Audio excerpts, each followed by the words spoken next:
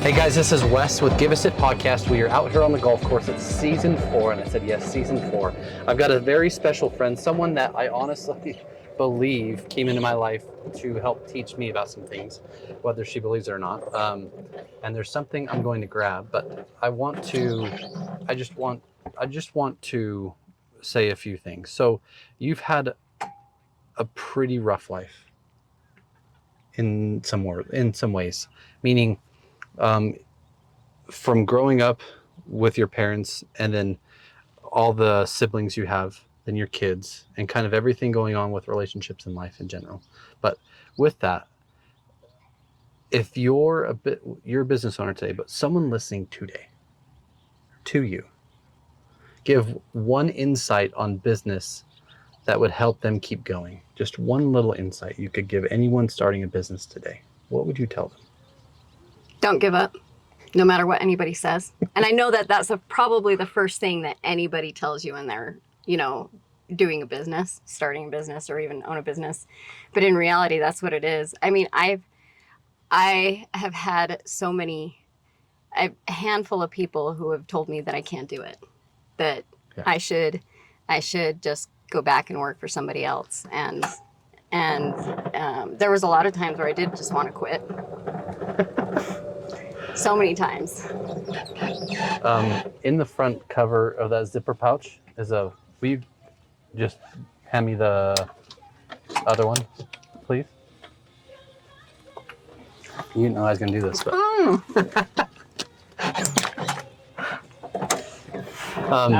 the reason I said that is because I want you guys to see this book right here.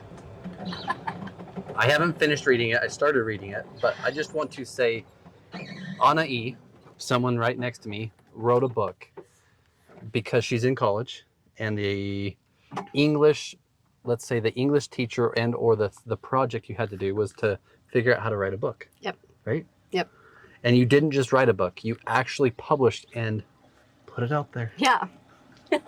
So scary. I actually published it like 3 times and took it off because I would see little mistakes in the book itself. So then I would take it off, and then I would fix a mistake and then republish it, and then I would take it off and then republish it. So I did it before I even told anybody. I republished it a few times. My point is I didn't know what she was going to say, but I knew it would be along the lines of don't give up on your dream. Don't give up on something you start. Because she did not. I've got a book that I got to buy off of Amazon, which is where you can find this book, Home Energy Alignment.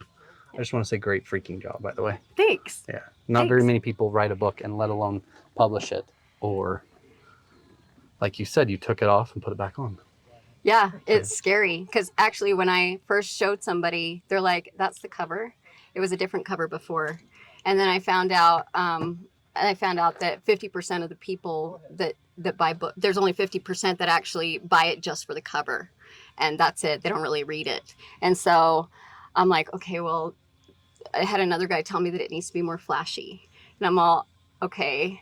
And then somebody told me that it wasn't big enough. There's only 50 something pages in that book. And so it's just not big enough to be a book. And so I'm like, well, okay then. But then there's another book called U2. Have you ever heard of it? Or U Squared. It's U Squared. Okay. It's smaller than that one. Really? Yeah. And it's being used by Tony Childs in his entire program, and he gives it to all his students. This is smaller than what I have. And I'm like, okay, I don't need to listen to anybody. It's okay if people don't buy it. Yeah. But, the reason why I put it out there was for me. There's a dedication page there for my kids. And we're going to get into the book. We're going to get into everything that she does and how she helps people. But I wanted to just first say that what you shared was amazing, because one of the first people we talked to about this podcast said, oh, your mics suck. Oh, you need to do it this way. And guess what? They haven't even started their podcast. Or these people probably haven't written their own freaking book. And yet they can give us advice on something that we've actually done. And that's freaking amazing.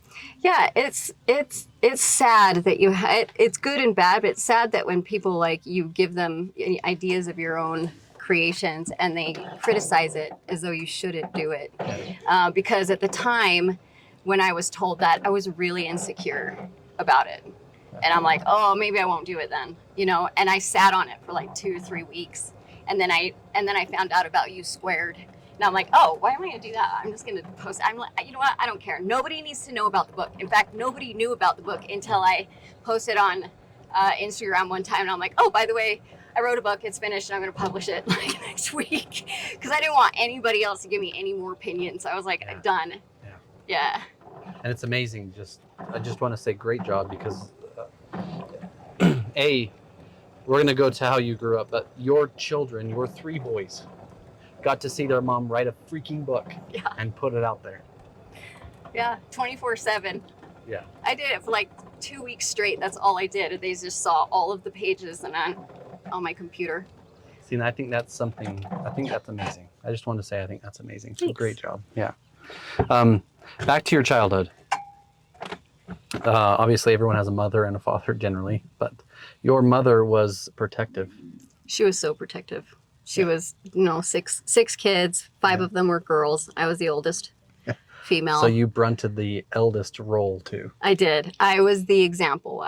That's how you were raised. The oldest is the example, and you have to be a pristine example to all the rest of your siblings, or you get punished. And your name is Anahi. Yeah. And last name is Mintzing. Muntzing. See, I can't even pronounce it. That's okay. And what's weird, not weird to me, but your mom's from Argentina and your dad's from Sweden. Mm-hmm. And you a little bit in Puerto Rico, but mainly moved to Linden. Yeah, we were grade 4 or whatever. How old are you? It was, I think it was 13 actually. We're in elementary school. So however old you are in elementary school, not 13. Okay.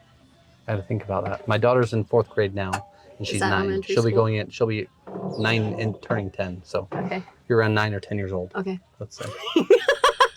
That's okay. There's nothing. Yeah, I remember the elementary school. Yep. We were in Linden. But your mom was a teacher. Yeah. Yeah, she was an elementary school teacher. Yeah. The highest paid elementary school teacher in all of Utah.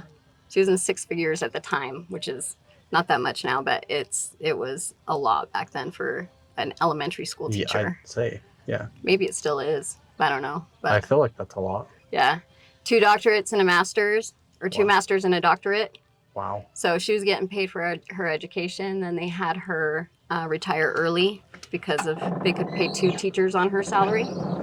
And what about your dad? What did he do? He was a social worker, also master's and a doctorate. And they're both retired now, but that's what he did, social work. That's cool. Yeah. And I know that we had talked a little bit about it, but just the trained, taught, and educated from parents down to children, not that we intentionally do it, but we put this put this persona of what we ideally want them to do, right?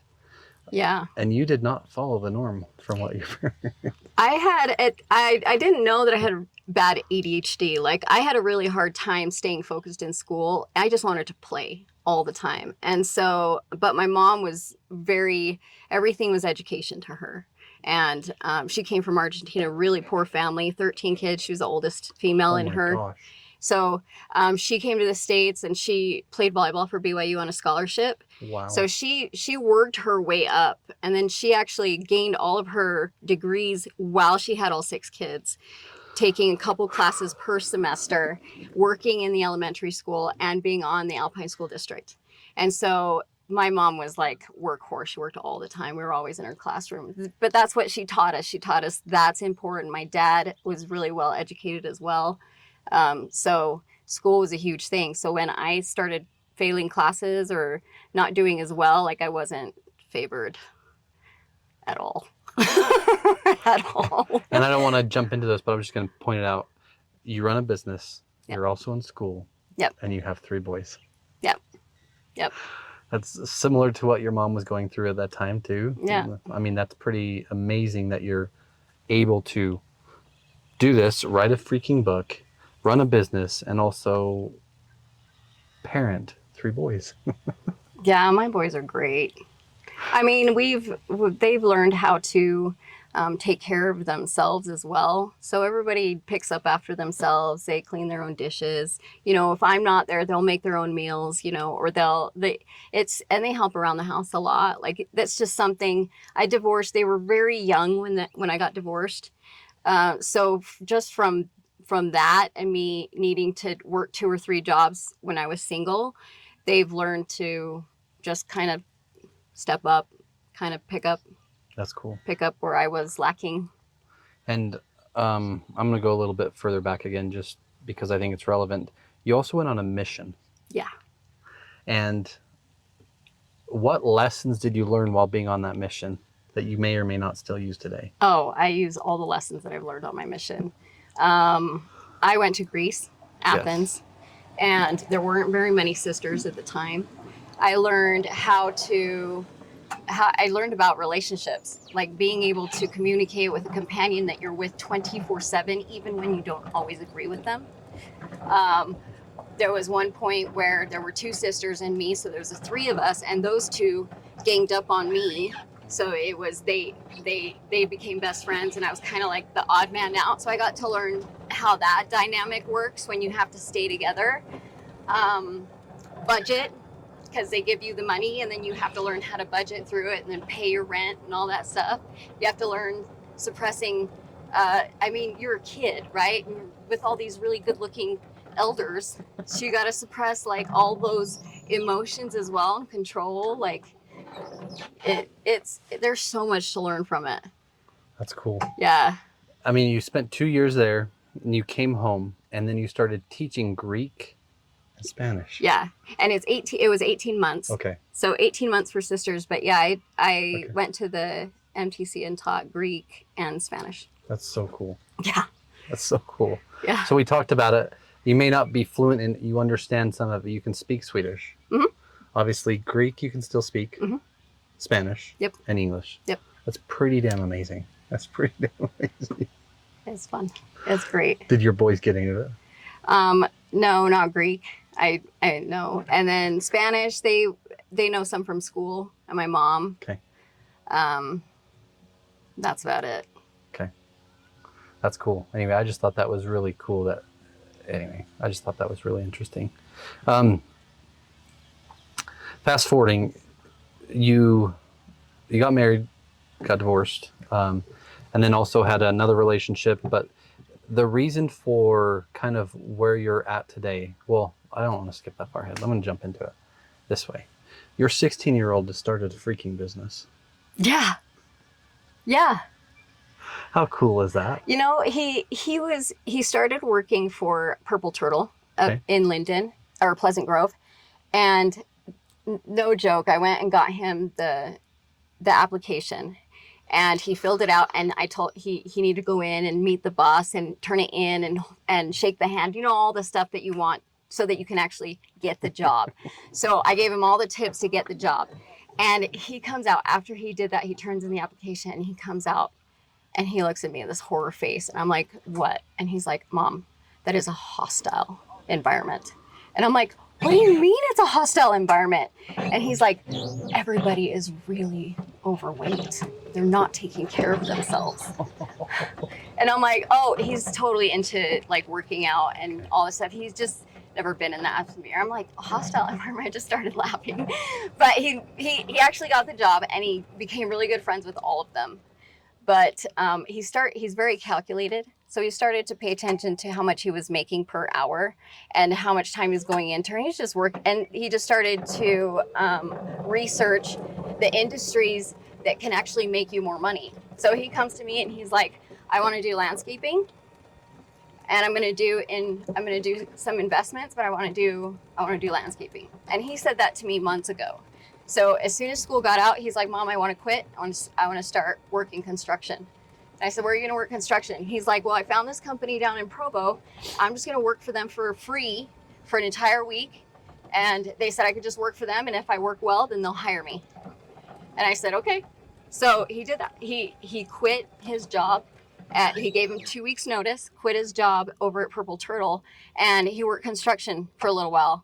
And then just like a week ago, he's like, No, it actually was like a few weeks ago. Him and his buddies got together and decided they're going to start their own business in landscaping. So they started north, doing some houses around his friends' neighborhoods and knocking doors. And then two of his friends just were doing houses over there. And he's like, well, I don't want to keep driving over there every single day. So he's like, Mom, I'm just going to start my own business here and I'm just going to go door knocking and do my own thing. And he's got a name for his business and everything. He's picking from two right now, but he's been door knocking every single day. He started some clients cutting trees. He's like, I just got my first job. I'm like, what are you doing? He's like, I'm going to cut down her trees. Her like stumps. We're going to cut down some stumps. I'm like, okay. I mean, do you have a chainsaw? He's like, no, I don't have a chainsaw. I'm like, I don't have a chainsaw either. I'm like, his dad didn't have a chainsaw. I'm like, crap. Okay, well, we'll just go rent one right now. We'll just go figure this out. So we went and got him a chainsaw. His dad went and met up with him with a truck. Like, no truck, no chainsaw. And then the kid is like, he first started doing it in the middle of the day.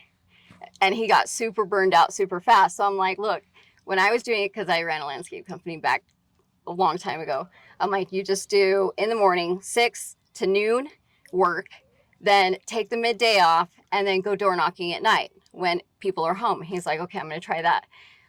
I didn't think that he would actually listen to me. Honestly, I was the next day he gets up and he leaves the house at like 7 and he works and he comes home at 12. He's like, hey, I'm done. I'm going to go to the gym.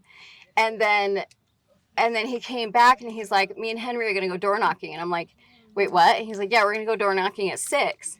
And I'm like, you listened to me?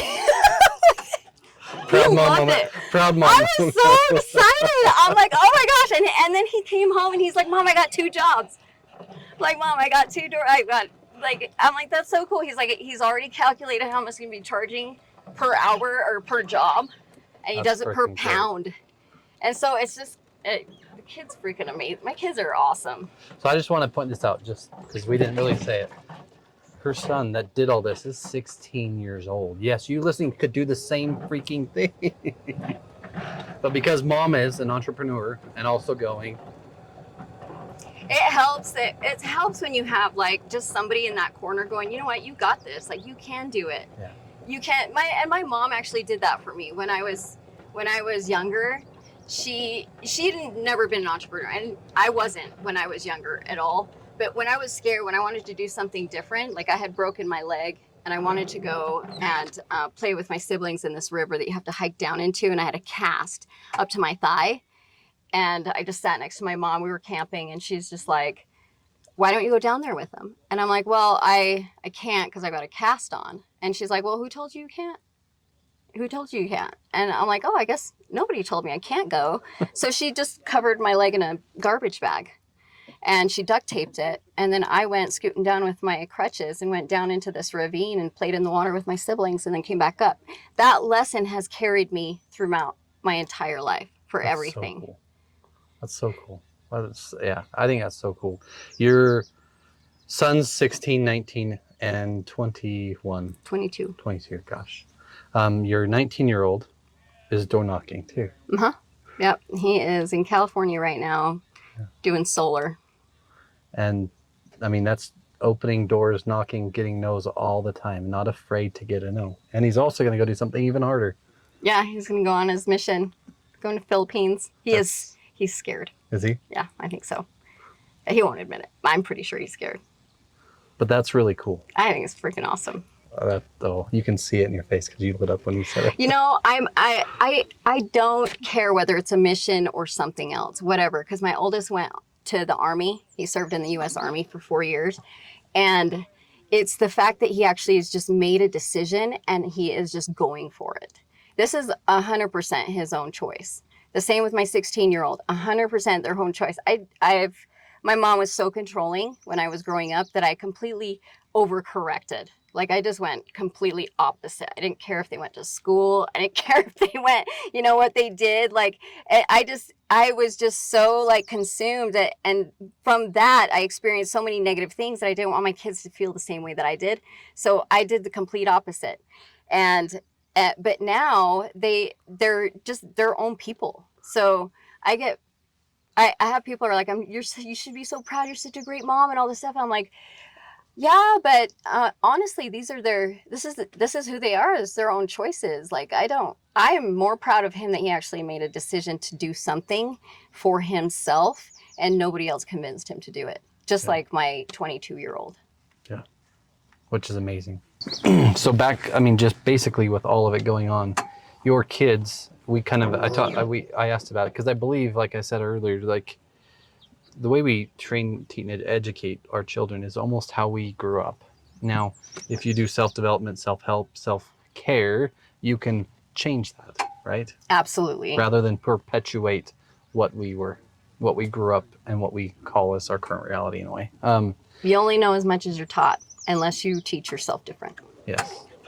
Your sons, and I'm going to say this, keep in mind you've been basically a single mom for a lot of years in a way, Many. right? Yes. But with that, what challenges or what things did you have to do different?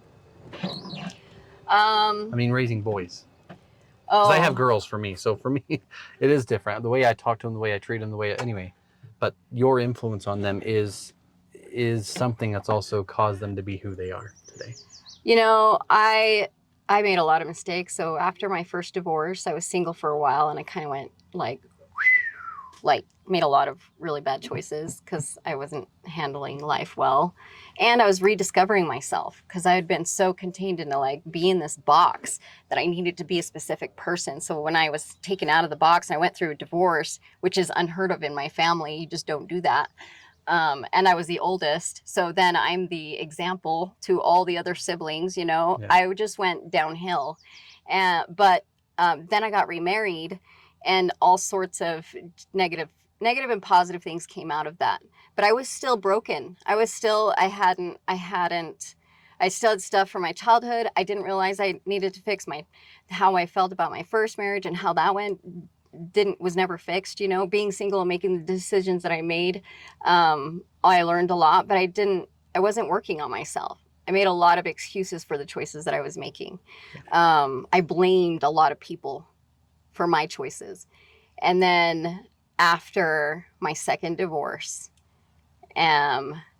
lots changed after that. And it was like it was actually in the year 2022. My entire life, like that whole year was basically the worst year of my life. And after that year, I was determined to change every aspect of my personality and who I was, because I started to realize that you are who you are, who you attract. You know, you are what you attract. And so I'm like, well, I don't like what I'm attracting, so I don't like me. And so I took Joe Dispenza's book, Breaking the Habit of Being Yourself, and read that whole thing twice and just followed that book to the T. And it changes your entire personality, everything about you. And that's just where my self-development, self-help, everything started from that. And I've just been on that road ever since. That's way cool. I think, I believe as a leader or a business owner in general, as a person, you should work on yourself, right? Who you believe you are, who you love. If you don't love yourself, you'll never love anybody. And I mean, it's hard to. Well, here's the thing too, is sometimes you don't even realize you need help. Yeah. Like I didn't even know that I had issues. I thought it was everybody else. Like, why is this happening to me? Like, I am great. I'm a great person, you know? Like, I had no clue that I had issues at all. I thought I just had circumstances that I needed to go through.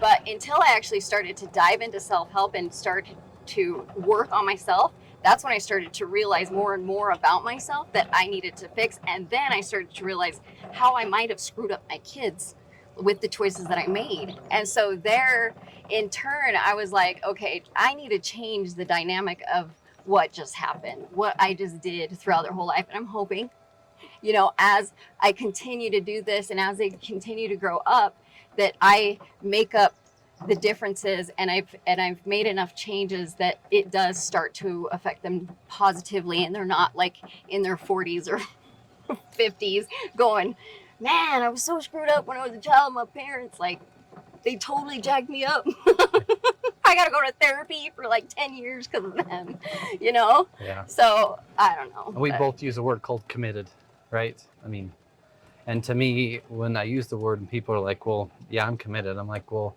Committed to me means till the day I die. Yeah. There's a difference between being committed to, even Garrett said it, there is no exit strategy with your spouse. There is no exit strategy with your kids. Like, why is there one in business? Why is there one with your team? Like, why? Either you're not all in, or you're just partially in, right? I want to try to get into your career now. Like landscaping, yes, I'd like you to touch on for people. Someone who started a business such as landscaping or whatever, and they are not stuck, because we stuck in the mud with Brad, but let's say that they're struggling right now. They have payroll due. They have their expenses are high. They're also maxed on their credit line, and their receivables are high. What do you tell someone? On how to get out of it, or how to go through it? Just how to deal with that stress, how to not take it home, or how to deal with it with your family, whatever it is that you would like to. I mean, someone today that is going through something. Okay, so just like any other stressful situation, you've got to first organize your thoughts. You've got to organize yourself. Where is the stress coming from? And if the stress is coming from work, and you have deadlines, and you're on track to meet those deadlines, but it is stressful, then you just have to go through that. You just have to go through the moment. Make sure that you're not taking it home. Now, things that I do to make sure that I'm not projecting onto my kids or anybody else around me is I really have to address or kind of name the emotion that it is that I'm feeling. Like if I am stressed out about work or anything like that, I mean, why am I stressed? Okay, so if I'm stressed about this, what do I need? Do I need to write it down? Do I need to organize it? Do I need to talk to somebody to help me work through it? Or do I just need to meditate and just kind of calm myself down, like everything's going to be okay? If you address the situation particularly with yourself first, and then seek for the right guidance afterwards.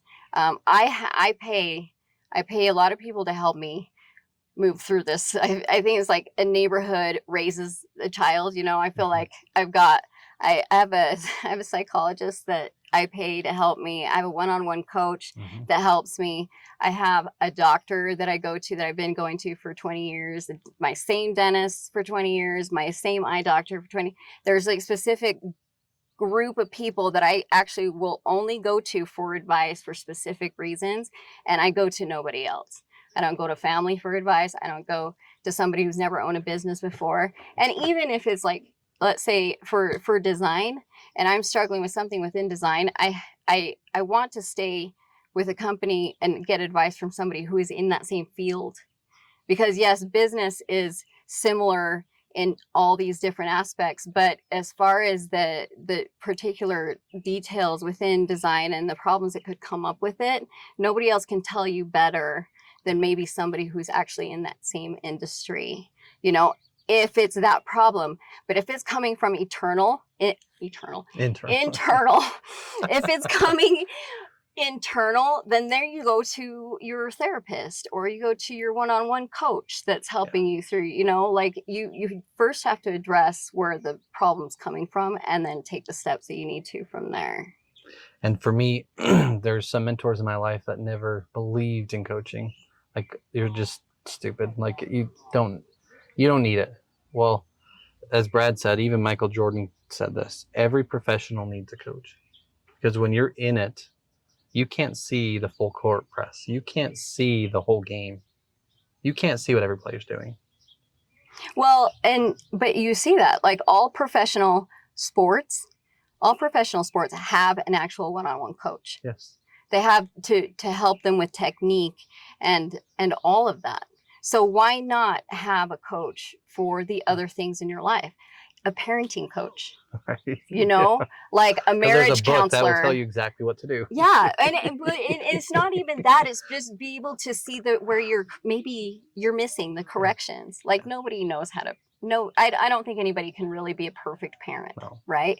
But if you've got a coach who's done that before, they can say, "Oh, well, try this," instead, and see if that helps, and kind of readjust. But it's no bias. You know, you don't have an opinion from somebody else who is also dealing with their own madness on the inside. And a past guest, his name is Kyler. Goes by the Salt Lake Texan on Instagram. Anyway, he was sharing with his, and not that you have to share, but you're more than welcome. He was seeing his therapist, and he said, a therapist trying to help him with his mindset and everything going on. He goes, have you ever pulled a gun to your head and pulled the trigger? And the therapist is like, no, I've never done that. He's like, then I don't know how you can help me, because I did that. And the gun didn't fire. It is 100% different mindset and situation when you follow through. Not many people know this about me, but I tried to commit suicide in 2022.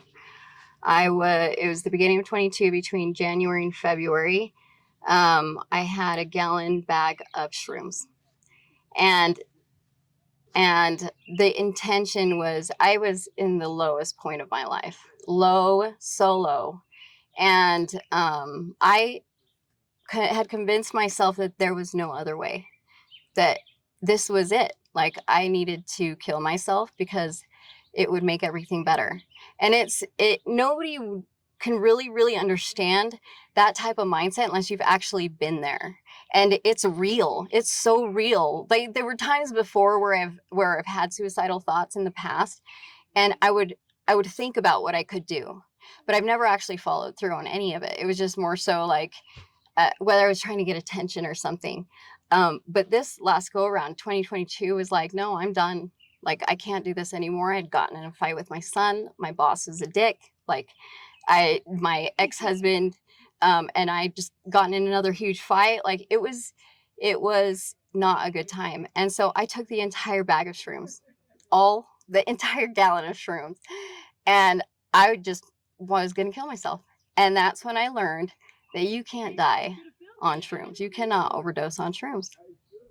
See, I didn't know I didn't know that. I lived through it. I was high for 3 days, but I lived through it. And I'm so glad that I did, because as soon as I came out of it, I was like, what the heck was I thinking? Yeah. What the heck was I thinking? And never once since then have I ever even considered or entertained the thought of death, ever. But I don't share that. I haven't shared that story with very many people. Maybe 2 people have ever known that. I had a conversation with a friend. Her granddaughter is going through the same thing at 18. A beautiful, blonde-haired, amazing girl, and she's struggling with the same thing.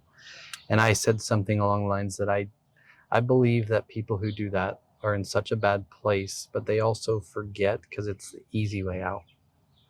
And she says, well, I want to give you a different perspective. I said, okay. She goes, did anyone ever think the towers would fall when they fell when we were hit with the aircrafts back in 2000? I said, no. She goes, 9/11. Did anyone ever doubt the people that jumped from that building as suicide? I said, no. That's what they did. But they were escaping the pain of the heat. They were escaping that. Mm-hmm. So I no longer think it's a bad thing. I mean, I think it's not for me. And I pray to God my kids will never have to experience that. But I want them to listen to the message in general. But I think that it's important for people to hear. I used to think that it was the easiest way out. Oh my gosh, they're so selfish that you could possibly think that. But being and having gone through it, like, it's real. Like, you don't want to feel the pain anymore. It's you feel so much that it's unbearable, and you feel like nothing, and you feel like there's nothing else that you can do, and nobody will care. Yeah. And so you do it. And I'm glad you're here. Well, me too. I know you're oh three my gosh. freaking amazing boys. Oh my gosh. Well, a lot happened that year, but that was the start of my 2020 year. Yeah. You know? And I believe that in some ways it takes something awful, it takes something bad, or it takes something that hurts enough for people to make a change. Yep. To make a change. 100%. And 2022 was that year for you. Yeah, that wasn't enough. Like the beginning of the year, you'd think that it would like transform me into, somebody different. Nope. I had to experience a lot more. It was clear until the very end of the year when I'm just like, okay, I get it. I'm done. Okay, I'll change my personality. I get it. And it's weird for me to say it. Well, not weird for me to say this, but I can't imagine you being anything but you are today. You're just created. I created. This is me created. And there's more of me that will come out as I get more confident, as I work more with my coaches. And like, I'm only not even halfway through the program that I signed up for. And it's so great. I feel like myself. I don't feel like I have to hide who I am. I don't have to be ashamed. I mean, that book's tiny. And there's people who have like, I know, but there's people that wrote like these huge books and they're like, look at my book. And I'm like, that's so cool. But you know how hard it is to write a book when you have ADHD and you've got 3 kids and you're trying to run business and you're going to school and you talk yourself out of everything all the time anyways. Well, you're on a podcast. Great freaking job. I don't know if it's your first, but it's totally my first. You're sharing a lot of insight for people to listen to. And what's really cool, and I want to use that to kind of segue, when people feel like they can't do anything in their house, they're stuck. Not that I want to use my mom as the example, but when my dad died, I have to change this house. Where do you come into that? I was a single mom with 3 tiny boys when my husband left, and then being single, dating a bunch of guys, and then remarrying, and then us divorcing again. Like, I've wanted to move out of my house so many times, and the situation of being able to afford it never even came up. And then when I could afford it, the housing market was shot up so high that I couldn't afford it. And so I had to figure out a way to make my house feel new and without me actually needing to leave. And so that's where the book came in. That's where, just so we do it again, guys, just home energy alignment. Home energy alignment. That's where the book comes in. A lot of the things that I needed to do within my own home had to change. The memories that I had in there had to change. And so that's now it feels like my own home. Feels totally different, completely different. But yeah, I didn't have to move. I mean, not that I want to highlight it, but multiple relationships, let's say, right? Yep. Your boys growing up. Yep. 20 years in that house. Mm-hmm. All the memories there, but now it's your own. Yeah. It is your own. Yeah. It's just different. It feels different. And if I could help other people, I've done remodeling for a really long time. And a lot of people will change their spaces just to get that new feel, and we've got to update and all this stuff. But then you go back to see them again and it's all the same. Like, it all goes back to the same standards as it was prior to the new home feel. And that's what I started to realize, is that it's not the remodeling inside the house that changes the house. It's the people inside it. So if you're not changing yourself and the habits and the energy that you put within that home, nothing's going to change. It can actually leave you stagnant and slow down your progress as a person and your anything in life if you do not change the environment in your home. So the energy in the home, your interior design company is called? A to Z Design. A to Z Design. And excuse me, A to Z means truly A to Z, not just remodel, not just interior designer planning or furniture. Right. It means A to Z on the person. Yeah, it's beginning to end. Yes. Yeah. And it's important to understand what you've been through and what you go through, so that you can understand what your customers are feeling. Yep. Right? because the energy they have, doesn't matter how nice it is or how nice a car is, if their energy is not there, it doesn't matter. Right? Yeah, it doesn't. Everything will just, it's kind of like it's like a Band-Aid on a problem. It's like going, if you're not going to therapy to take care of yourself and the issues that you have before you get into another relationship, those are all just gonna come right back out again if you're not fixing it. Nothing's gonna change. And so it's just the same with your home too, and what you put into it. So your passion is helping people understand how to rediscover that energy within where they live. Yep. And bringing that space to life or to their dream. Yes.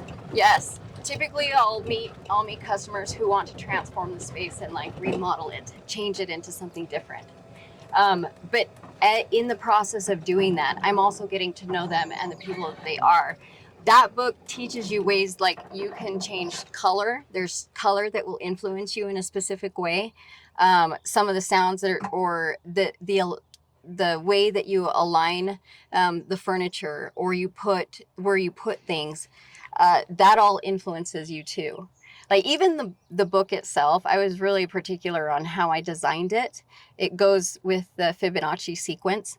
So the letters in the book go with the sequence. It'll be 30, 34, 21, 18, and 13, wow. All the sides. So when you actually read through it, it feels, for me, it's a flow. So when you walk into a home and I'm helping a client with picking aesthetics like cabinets or countertops or color or anything like that, I'm actually getting to know them to see what will work for them in the environment, what they actually want to feel. And there's a lot of people that actually don't know that. They don't know that a color can actually influence the way that you feel. Or, you go into a workspace that you don't want to put specific colors. It's not inspiring. If you go to a gym, pay attention to the colors that they have at the gym, because they, red is dominating. It brings life too, but in some certain settings, it's negative. So if you pay attention to stuff like that, and also where you place lighting, what kind of lighting you put into a space, it all influence you in a specific way. And it's relevant to what we do on the commercial side. So I just wanted people to understand, not that there's just a passion there, but you've been through training of sound therapy. You've been through salt. I don't know if it's salt therapy or how to anyway, there's multiple things that have come into this, right? It's not just, hey, I'm good at picking furniture for your home, or I'm good at picking a back wall to paint a certain color. Yeah, no, it's not even not like training, but I've been through all the classes that you could go to experience that. Okay. So if you don't know what sound therapy is, go to a class, sound therapy.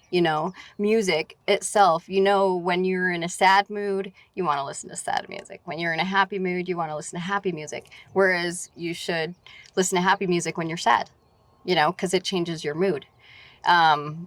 But that's how you get people out of specific negative mindsets, is you can change frequencies. You can use sound, you can use salt therapy, you can use cold plunges, stuff like that change, they just change the energy that you have within you. Yeah. Why design? Like, why out of landscaping into design? Like, what is it? Because it was the 20 years in that house and you needed to make a change? Yeah. I mean, I've always loved structure, like just the structure of a home. Growing up, my mom, we were not rich. We were really poor. And so we took really good care of our home. And whenever we needed to do something to it, we just fixed it ourselves. And my parents did it. And sometimes it would take a couple tries to do it right, And then being in my own home, I just got into a passion of just loving it. It's the second place that influences you the most, right? I mean, you have yourself, the things that you do for yourself are going to influence you. And then the next thing is the location where you're staying. After that, it's the people that you surround yourself with, right? Everybody skips the home and they go from them to the people they surround themselves with. But in reality, if you're also aligning your home with the direction that you want to go, then it's so much easier to dictate the friends and the people that you surround yourself with, because it is so much more noticeable. It changes you. Death definitely changes you. When my ex died, we were, and most people know this, we weren't like the healthiest couple. We were on and off, but his death like changed me. Yeah. Like you don't think about the negative stuff anymore at that point. Like you think about all the things that you actually miss from that person. You can no longer you can't entertain because they're no longer around. And it's the life that you had before the death and then life after the death. And it's like completely different after that.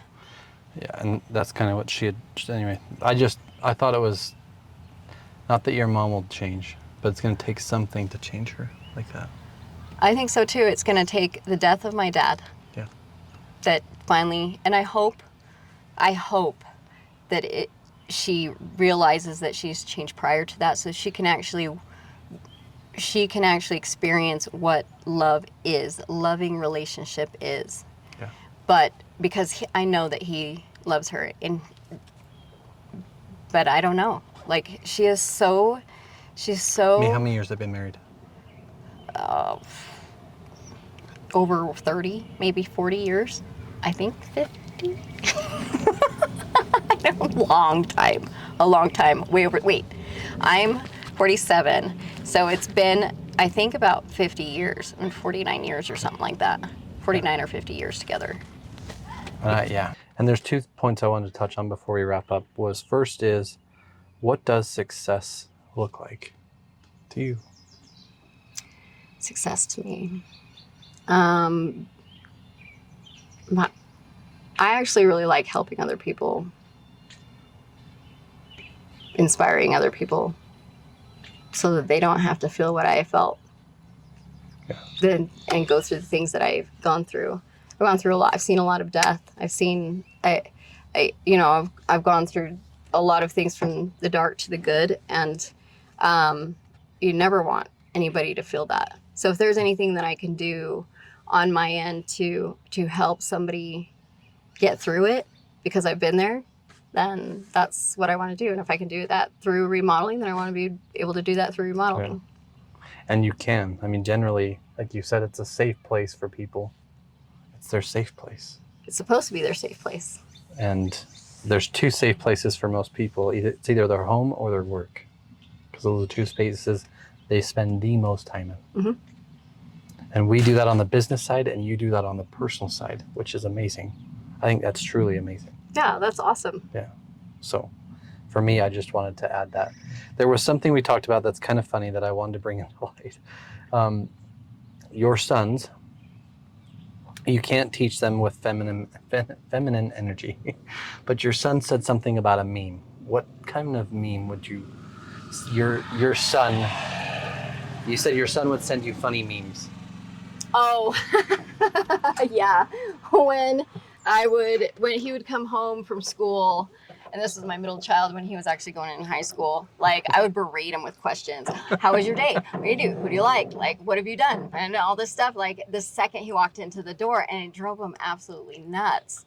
So one day he sent me this meme that taught me that what a woman should do when a man walks into the door from like a long day or something, and it's just like, you don't ask him any questions, you let them go, to their room, you leave them alone for a while. When they come out and they start talking to you, then you can ask them one question at a time, not berate them with a bunch of questions. Oh my gosh, it was so funny. I'm like, okay, I get it. So I work on that. It's a work in progress, but a boy mom, like we just, I guess you can get away a lot more with being a boy mom. Sometimes we just do leftovers, but I don't know. I love it. That's cool. I just wanted to say that just because it's not like, and I know quite a few interior designers, but it's not like you just go asking questions. You go feeling their energy. You go understanding what is possible, what's capable, what can you do, what do you need to do, and Yeah, who are you Yeah. and where you want to Yes. go, and what kind of people are you going to be bringing into your house?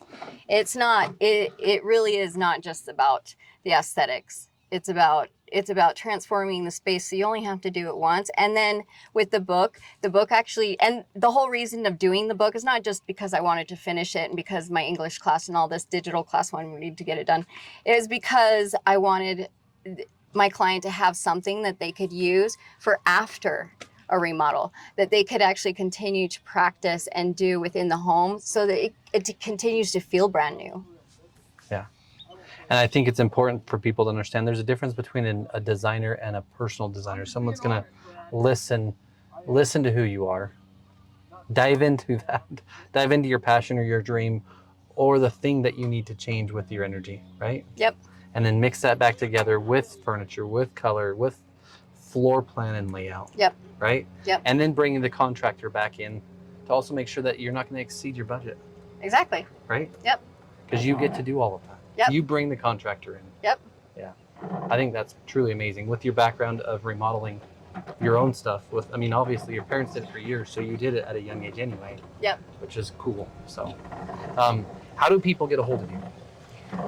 You can go to my personal or business website, and you've got a2zdesign.art. Okay. Or you could go to my Instagram as well, which is under A2Z Okay. Art. But yeah, and then if you order the book, then it's in the book as well. Yeah. But And I'm gonna be the first one to get this. So I'm gonna have her do a sign on this book for me, and then Alex is gonna take a picture. But if you don't get this book, you need it. Make sure that you get it because it talks more than just home remodeling. yeah. It's about who you are. Yeah. So yeah, I just want to say thank you so much from Give Us It podcast. Yeah, thanks for inviting me. I'm nervous and excited all at the same time.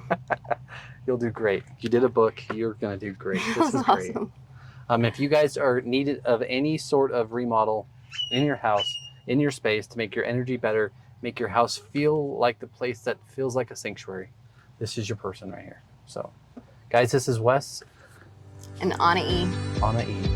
from Give Us It podcast. Thank you.